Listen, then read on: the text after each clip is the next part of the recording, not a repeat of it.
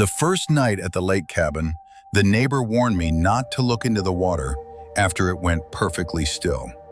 The cabin was modern enough to feel safe. Clean wood, new locks, a wide glass door facing the dock. The lake smelled like wet plants in sun-warmed mud, and the air held that sweet rot of algae that clings to your clothes.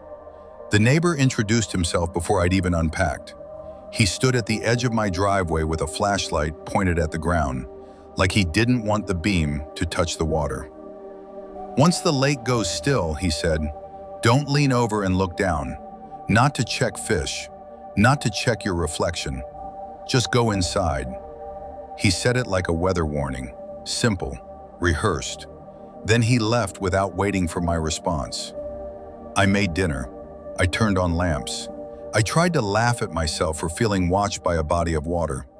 Near midnight, the wind died. The reeds stopped whispering. Even the dock creaks went quiet. The lake surface smoothed out until it looked painted. No ripples, no insects, no glitter from the moon. Just a flat, black sheet that seemed to swallow starlight instead of reflecting it. I stood at the glass door and felt my breathing slow, like the stillness was pulling it from me. I didn't open the door. I didn't step outside. I just watched the edge where water met wood, waiting for the first ripple to prove everything was normal. Nothing moved. The urge to check became physical. Lean in, confirm, end it. I cracked the door anyway. Cold air rolled in, lake cold, and it carried a metallic smell like pennies left in rain. The dock boards were dry under the porch light. I took 3 steps and stopped at the end, hands gripping the railing. The water remained perfectly still.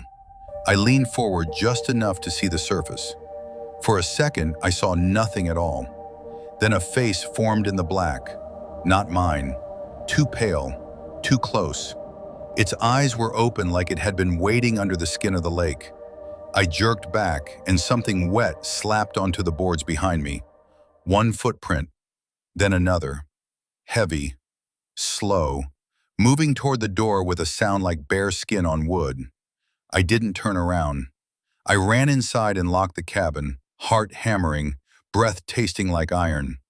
Through the glass, I saw wet prints appear one by one across the dry dock, stopping where I had stood. And I knew I messed up because